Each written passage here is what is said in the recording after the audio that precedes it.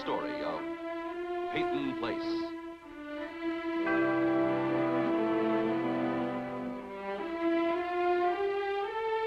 Starring Dorothy Malone as Constance Mackenzie, Warner Anderson as Matthew Swain, Ed Nelson as Michael Rossi, Mia Farrow as Allison Mackenzie, Ryan O'Neill as Rodney Harrington, and Barbara Parkins as Betty Anderson.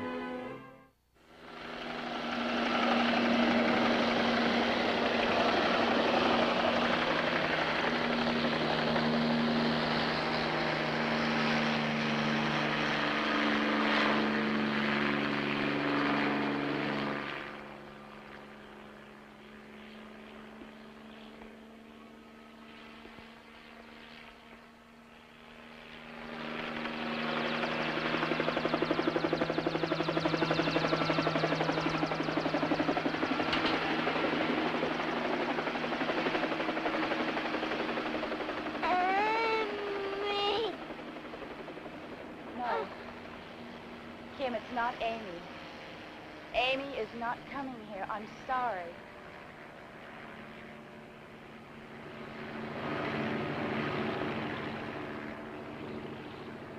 For a small New England town, or I suppose for any small town, a traveler's arrival by helicopter is an event. For many of the residents of Peyton Place, it is an event that will change their lives.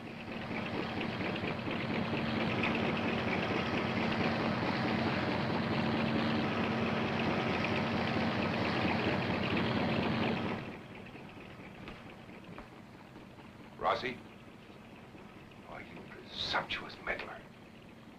What sentimental deathbed nonsense do you tell my brother to force him to come down here? I didn't ask your brother to come here. It's a coincidence he's here in Peyton Place?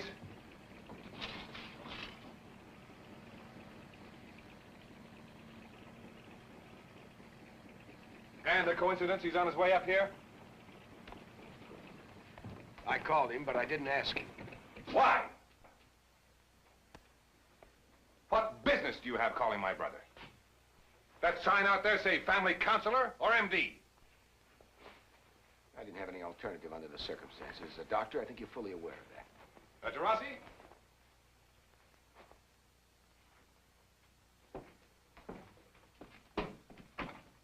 In here, Mr. Markham.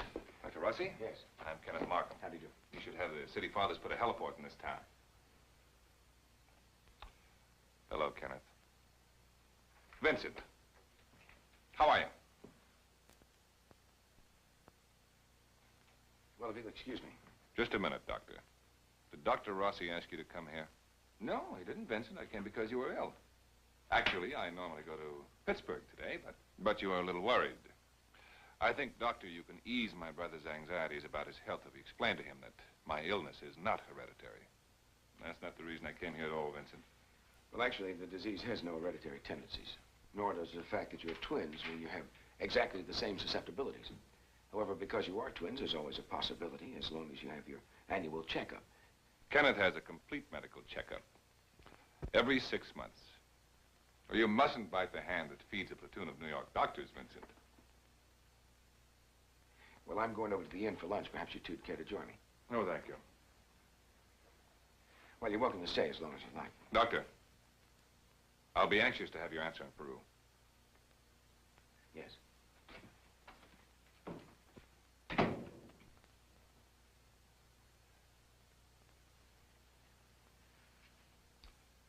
You look tired, Vincent. You look healthy. That's enough for both of us. Oh, don't let me forget now. I must get a picture of the two of us for the kids, I promised. I keep on telling them that we're related, but they've reached the point where they want some proof. I guess they were too young when they met you to remember. They're beginning to think I lead a double life. Well, how are the children and Elizabeth?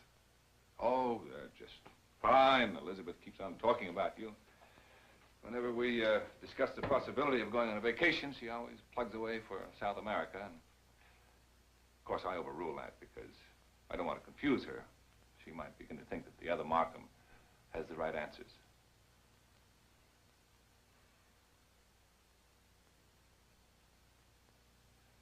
Well, Vincent, what are you doing here? I'm resting. What do you want? I came to see that you stay put here, and you take care of your health. I'm afraid I can't oblige you. I intend going back to Peru. Vincent, your blood ailment. What else do you want, Kenneth? You realize that if you had given me the money that Father left to you and I'd invested it for you, do you realize the income you'd have today? Yes. It's quite clear. You're a genius. No, you're the genius. All right. So you know I've run out of money. It's a long trip to take for the satisfaction of throwing that up in my face. I came to help you, Vincent. Why? Because you need it. Now, why don't you learn to tell the truth for once in your life? Do you think you'd recognize it? Try me. All right. I think if you go back to Peru knowing it'll kill you, you're not interested in medicine. You're more interested in becoming a martyr, and that is the truth. Get out of here. Get out and stay out of my life. Well, I can't very well do that, Vincent. You're my other half, the fine, dedicated counterpart to the mercenary business buccaneer.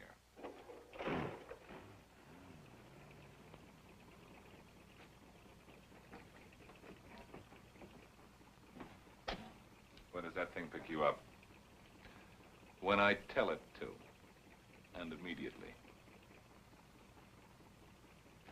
I think I'll have to stay here until what? Until I put our two halves back together. You presumptuous fool.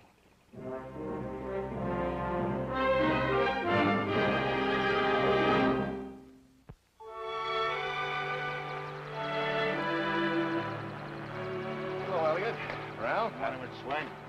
You know who just arrived in that helicopter? Vincent Markham's brother, Kenneth Markham.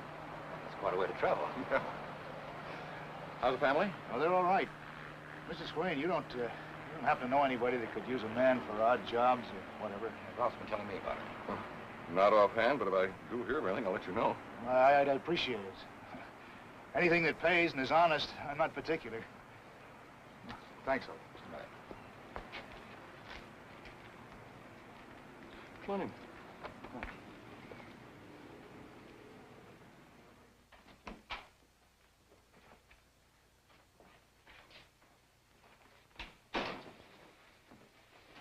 You know, Ralph Hovey is a skilled loom operator with 20 years of experience.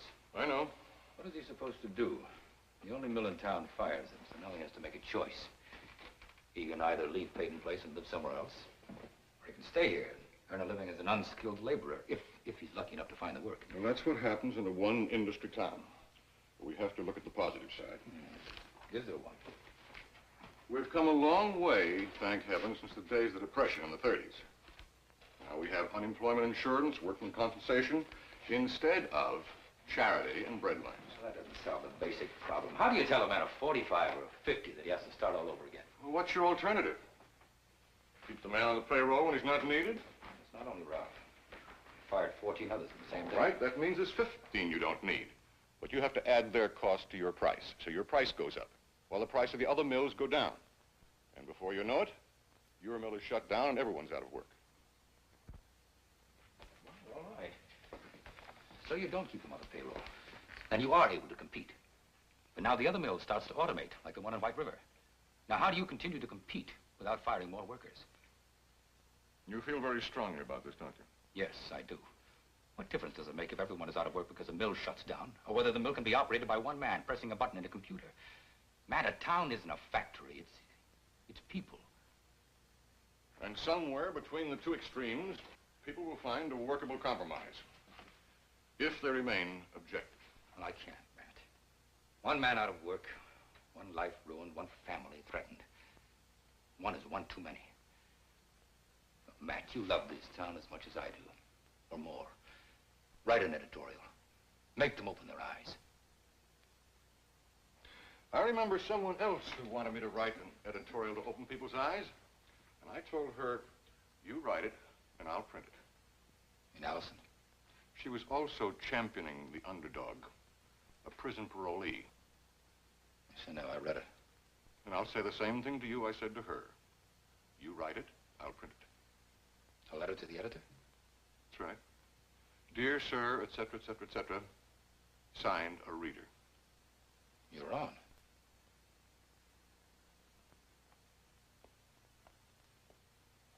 Signed, an indignant reader. Elliot Carson. Oh, Kim, look. Look at all these lovely pictures. Aren't they sweet? No? I'll tell you what. This afternoon, would you like to go to, Paris? No? Well, how about, the Tyrolean Alps?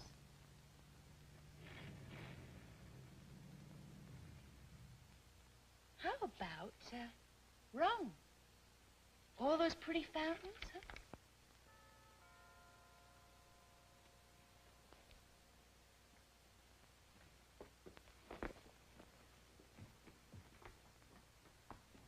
Oh, do you want to answer the door? Hello, Norman. Won't you come in? Hello, Miss Schuster. I'd like to speak with Miss Chernick, please. Of course. I'll get it for you. Oh, Mrs. Chernick, it's for you. Sorry I didn't hear the doorbell. That's quite all right. Nice to see you again, Norman. Excuse me. Miss Chernick, my name's Norman Harrington. Yes, I recognize everybody knows the Harringtons. You come in here, please. Ma'am, I was looking for Joe. I thought you might know where he is. My Joe? What do you want with my Joe? I just want to talk to him, that's all. Joe left town. He needed work. There was no job here, so he left. When? When did you leave? Yesterday. Afternoon, night, when?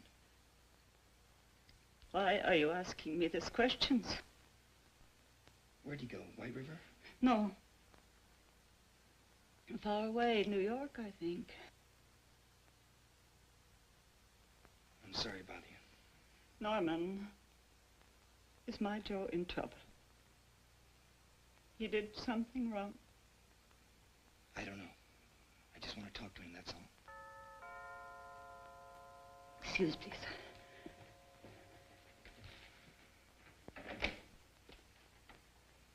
Hello, Mrs. Janet. Hello. Come in.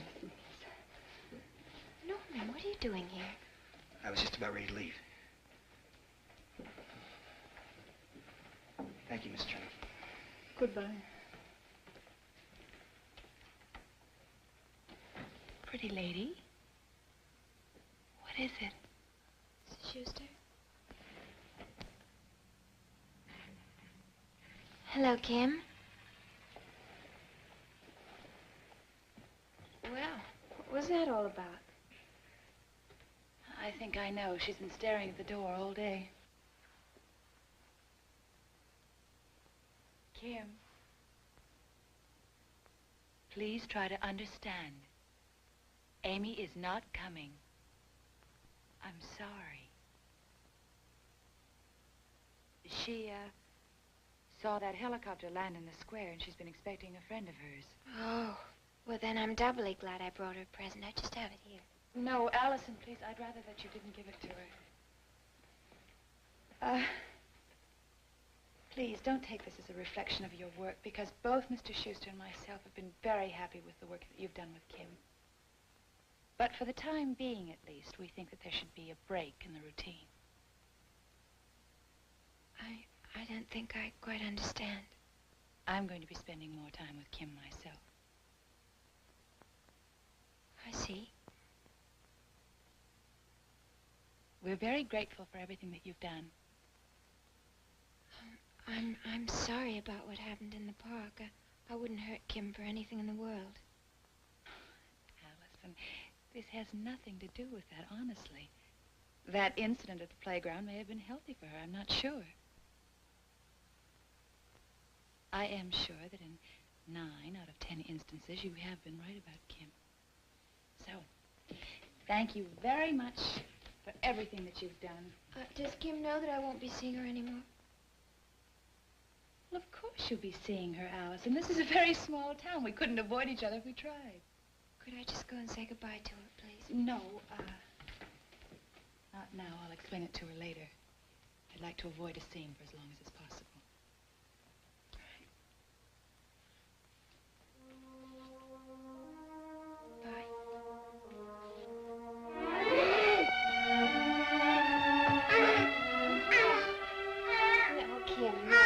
You be a good girl. I'll come back and see you often, I promise. You stop it, please. You won't be seeing her for a long while. Don't make it more difficult. Let go of Allison, Kim. Please go quickly. Kim. No, we don't need Allison. We don't need anybody. Kim, now it's going to be just you and just me.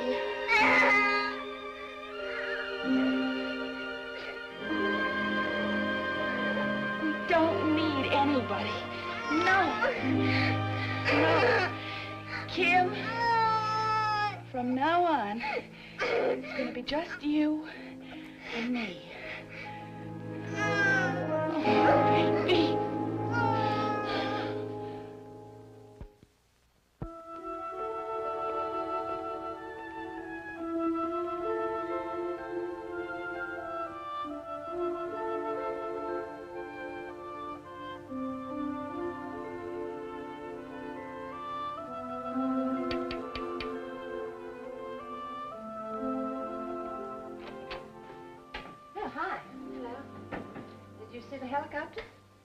Yes, I heard about it. Aren't we getting popular? Can I interest you in some bestsellers that aren't so popular? Isn't it a little early even for an inveterate browser like you? Mrs. Schuster let me off early, so I thought I'd return the favor and let you off. That's very considerate of you. But I just began this display. Oh, I'll do it for you. Why don't you take advantage of this free time? You know, since you've been working with Kim, there's been so little of it. I won't have that problem anymore. Mrs. Schuster has let me go permanently. Why? I don't know. Didn't she give you any reason? Some explanation? She just said that she wanted to spend more time with Kim herself. That she wanted to break the routine. But I thought you were doing so well. I thought so, too.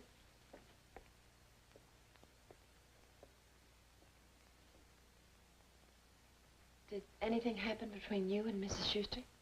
She just told me that she didn't need me anymore. I didn't understand it. She even said my instincts about Kim were right, and they were. I was getting along well with Kim. I was just beginning to reach her. Kim didn't want me to go. She cried, and she hung on to me. Her mother had to pry her loose. Why do you suppose she did that, Mother? Well, people do things, Allison, sometimes out of their own needs. Even they don't know why or understand. And it isn't always right or fair. Maybe I was letting Kim become too important to me.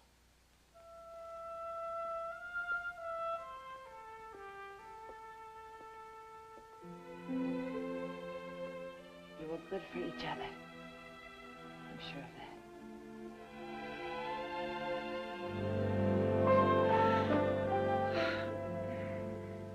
Good morning to you. Good morning, Mr. Court. Afraid it's a bit early. Must be one of those mornings. Poor Judge Bronson had the same treatment from yours truly. Mr. Schuster's still in White River. Well, I didn't really want to see him. Oh? No, I was on the way back to the office, and I thought I'd chance to stop. I'd forgotten how everything in Peyton Place is on the way to everything else. One of the virtues of small-town living, Mr. Court. Well, it's not as small as we'd like to think, I'm afraid. At least not when the square turns into a heliport. You don't happen to know what avenging angel dropped from the sky, do you? No, I don't, Mr. Court.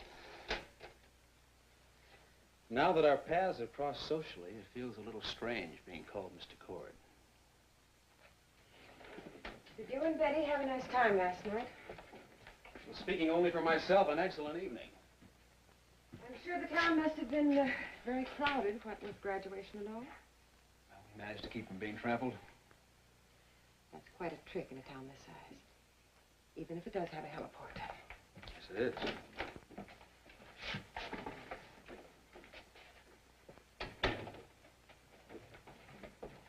Stephen? Hello, Rod. Good morning, Mrs. Anderson. Good morning, Rodney. You're a little bit early. Well, light breakfast, long legs. I'm afraid that Mr. Schuster isn't in yet. Would you mind waiting? Not at all.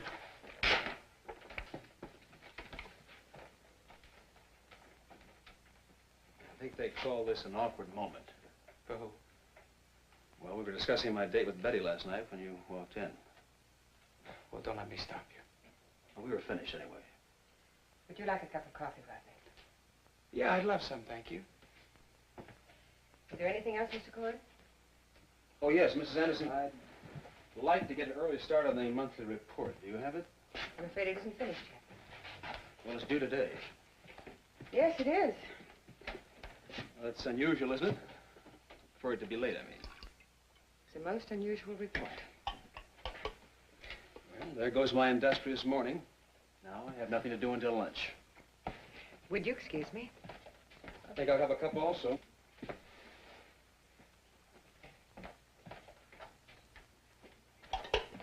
I'll just be a moment. If you want to see Betty... I am. Then see her. But don't get your hopes up. She's too sharp to stick with a phony. You're not speaking from personal experience, are you? Oh, just like when we were kids. Oh, don't throw that in my face. You'd needle and I'd jump. But not anymore, Stephen. What about a truce, then? Oh, well, we're not at war. Then why am I bleeding? Stray bullet.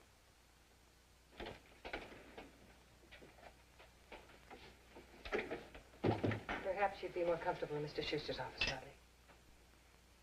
Thank you.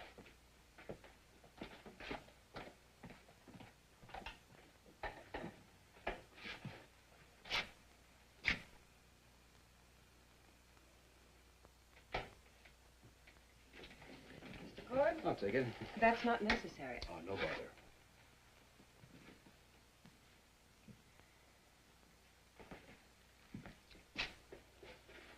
Coffee boy. Thanks. Change much? What? The office. You know, I hadn't noticed. Well, you're a better man than I am. If this had been my father's old office, I'd have gone over every inch of it with a microscope. What brings you here? I think I'm going to take a job at the mill. For the summer, anyway. You're the very model of a young executive. Well, I won't be working in the office. Couldn't Schuster scare up anything else for you? I figured I'd start at the bottom. You give credit, Rod. Just hope your back can stand the strain. The closer to the bottom you are, the heavier the load. Sounds like good incentive to get out from under. You're the best. Well, my father started as a mill hand. His father. I know the family history. Well, so do I. Yours included.